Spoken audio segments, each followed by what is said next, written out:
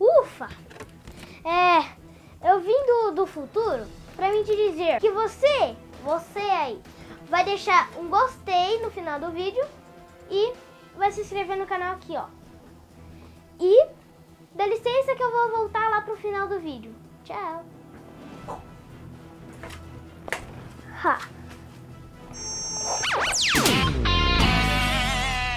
Olá, seja muito bem-vindo ao nosso canal, eu sou o Gilmar Lopes e convido você para conhecer o www.e-farsas.com e descobrir se o que está rolando na internet é verdadeiro ou falso. Hoje a gente vai atender a vários pedidos e falar sobre os viajantes do tempo. Vamos falar sobre John Titor, sobre Andrew Carlson e vários outros viajantes aí que aparecem na internet. Vamos lá?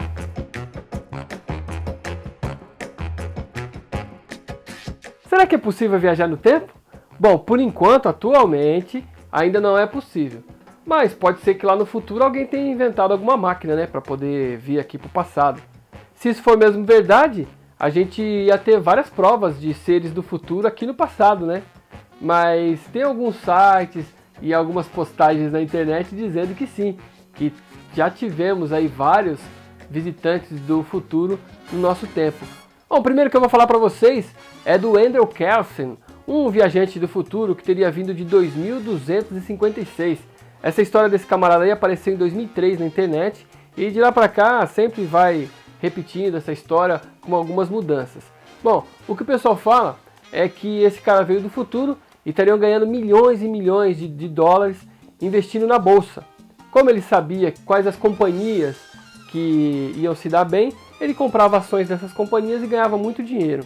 Esse cara teria ficado tão milionário que, é lógico, né, chamou a atenção da Receita Federal lá dos Estados Unidos. Tanto é que ele foi preso, mas só que algumas coisas ficaram no ar aí nessa história desse camarada. Por exemplo, o que aconteceu depois que ele foi preso? Nenhuma equipe de reportagem foi lá conversar com o advogado dele, conversar com ele. Além disso, a enorme quantidade de dinheiro que ele conseguiu, o que aconteceu com esse dinheiro? Esse dinheiro voltou para a Receita? Ah, e tem uma questão também. Será que é uma trapaça você vir do futuro sabendo, tendo informações privilegiadas e investir na bolsa? Será que isso é contra a lei?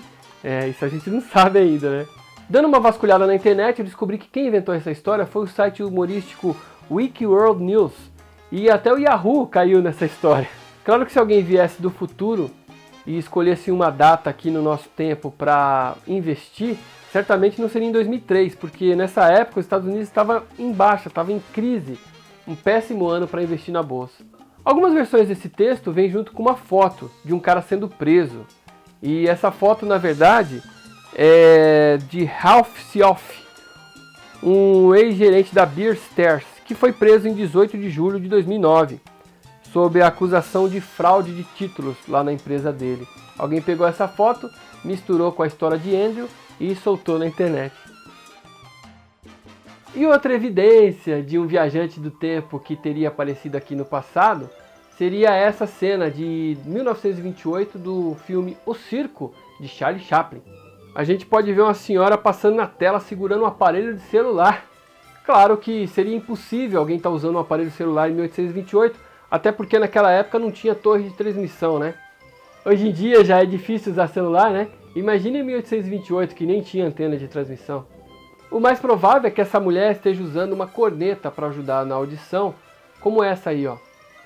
Ou então que ela está usando esse aparelho mais tecnológico, que é o 34A, patenteado pela Siemens. Essa daí é de 1941. Ela foi feita durante a reabertura da ponte South Forks, lá no Canadá. Nessa foto aí a gente pode ver o suposto viajante do tempo usando o óculos escuro, totalmente diferente para aquela época, né? Além de uma camiseta bem modernona, esquisitão pra caramba. Aí ele tá segurando também um dispositivo na mão assim, ó, que parece uma câmera futurista. Bom, essa foto circulou um monte de blogs aí, sites pela internet, dizendo que essa seria uma prova de um cara que veio do futuro e ficou ali no meio da multidão. Uma das coisas que ninguém explica é porque os populares, as pessoas que estavam do lado dele, não perceberam que ele estava tão diferente assim, né, no meio da multidão. Além disso, esse óculos aí já existia na época, existia até antes, em 1941 já tinha esse tipo de óculos, a gente pode ver em alguns filmes. E essa camiseta que ele está usando, essa blusa aí, é de um time de hóquei. Ah, bom, essa câmera que ele está segurando não é tão futurista também não. Naquela mesma época já existia esse tipo de câmera. Então esse camarada aí não tem nada de futurista nele. Ele só estava mais despojado, estava mais largadão lá no meio daquela turma. Nada de anormal. A história de Rudolph Frantz apareceu na internet em 2002, mais ou menos, 2003, e vive circulando, recirculando, todo ano aparece.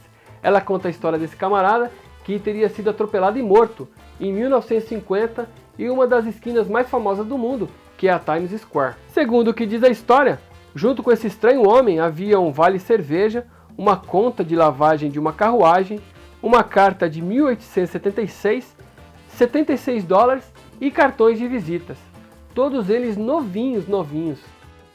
O mais interessante disso é que a descrição do corpo batia exatamente com a de um cara que teria desaparecido misteriosamente em 1876. O que diziam na época é que esse cara tinha sumido em 1876 e aparecido em 1950 e acabou sendo atropelado. Só que essa história, apesar de ter sido publicada e republicada em diversos sites, não é real. Ela é uma variação de uma história de ficção científica publicada por Jake Feeney em 1951.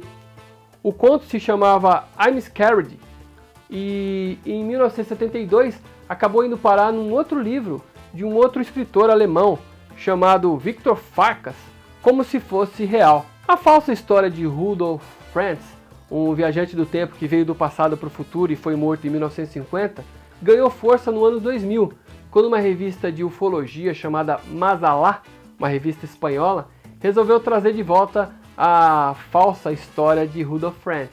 Aí, tá na internet, todo mundo começou a copiar e recopiar essa história, e aí acabou virando mais uma das lendas da web.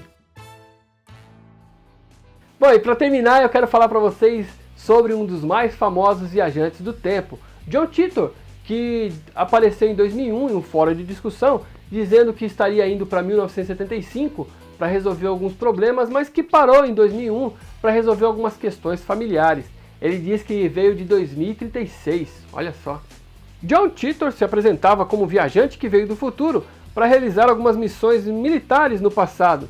John Titor afirmava que morava com a família em uma base militar na Flórida e que a sua missão ocorreria em 1975, onde ele tinha que coletar um computador IBM 5100. De acordo com esse viajante do tempo, essa máquina era a única que conseguiria quebrar uns códigos lá em 2036 para evitar uma guerra mundial. Para provar que ele veio mesmo do futuro, John Titor fez algumas previsões para os próximos anos, mas é claro, errou várias. Por exemplo, que haveria uma guerra civil nos Estados Unidos em 2005 e que os Jogos Olímpicos seriam cancelados nos próximos anos por causa disso. Claro que ele errou, né? Mas para isso ele tinha uma saidinha, ele dizia que o futuro pode ser mudado. Claro, né? Igual os videntes fazem hoje em dia, quando eles erram, eles põem a culpa no futuro, que o futuro pode ser alterado, né? Quando eles acertam, palmas para eles. É claro que o John Titor não falou sobre um dos eventos terroristas que ia acontecer logo mais, alguns meses depois, em 2001 mesmo, lá nas Torres Gêmeas, no World Trade Center. Mas ele dizia que ele não podia revelar tudo o que ia acontecer no futuro por causa de uma conduta, umas regras de conduta, claro, né? Bem conveniente. As histórias desse camarada eram cheias de furos, como por exemplo, ele dizia que no futuro os bancos iam entrar em colapso, não ia ter mais dinheiro. Mas ao mesmo tempo ele dizia que os cartões de crédito, que o dólar atual ia ter serventia para ele no futuro. Quer dizer, se o pessoal não usava dinheiro, para que ele ia usar dólar, né? Só se for para queimar, para fazer fogueira e tal. As histórias de John Titor eram muito legais e ele tinha muitas fotos para provar que ele teria vindo do futuro. Algumas delas, por exemplo, a gente está vendo aí, era do equipamento C204, que seria um dos módulos que ajudaria ele a viajar no futuro. Ele teria acoplado esse módulo a um Corvette. Olha só, você já viu no cinema alguma história de um carro que viaja no tempo? Puxa aí na memória. Bem parecido, né? E essa foto aqui, que legal, que ele mostra o seu equipamento puxando a gravidade. Ele dizia que o equipamento trabalhava com campos gravitacionais e que a gravidade era tão forte que puxava até a luz do laser, olha só, o laser torto. Só que ele esqueceu de explicar, ou não soube explicar, como que ele conseguiu tirar essa foto, já que a fotografia usa luz, né? Ah, e você pode perceber também que a fumaça não é afetada pela gravidade, só a luz. Que física estranha, né? O ruim disso tudo é que essas fotos eram de baixíssima qualidade. Você vê, no futuro talvez não tenham máquinas tão boas como a gente tem agora, não sei, vai entender, né? John Titor escreveu suas postagens lá nesses fóruns de discussão durante 4 meses e depois sumiu. Ele deixou uma fundação, a Fundação John Titor, uma fundação com fins lucrativos, comandada pelo advogado John Haber e pelo seu irmão.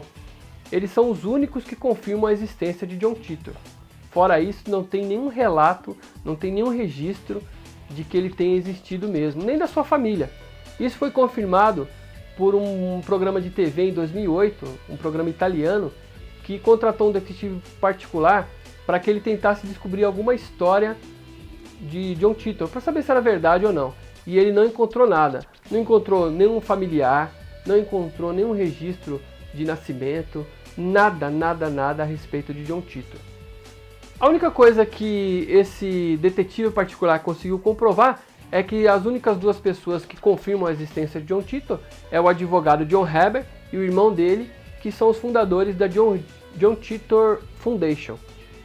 Eu descobri que John Titor já tinha aparecido 2 anos antes em um programa de rádio chamado Coast to Coast. A gente já falou lá no E-Farsa sobre esse programa, é bastante popular lá nos Estados Unidos, onde a pessoa pode ligar e contar qualquer história, sem que ninguém faça nenhuma verificação. Então esse programa é recheado de histórias de abduções, discos voadores, teorias da conspiração, e ninguém verifica nada, o cara entra no ar e fala. Foi um prato cheio para esse John Titor aparecer. Esse viajante do tempo publicou suas histórias durante 4 meses nesses fóruns de discussão. Depois desapareceu, deixando essa postagem enigmática aí, ó. As histórias de John Titor inspiraram uma peça de teatro, um livro e até um anime.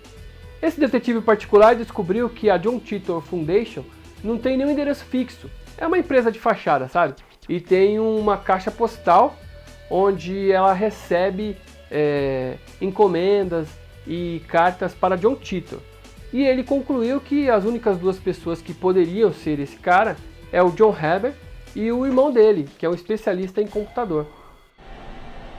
Bom, galera, espero que você tenha gostado do nosso vídeo. Obrigado por ter assistido. Agora eu estou esperando o seu joinha aí, dizendo que você curtiu esse vídeo. E também os seus comentários aí embaixo para que a gente possa fazer os nossos vídeos melhores, os próximos, tá bom? Eu espero você lá no www.e-farsas.com. Tchau, tchau. Beleza? Vai.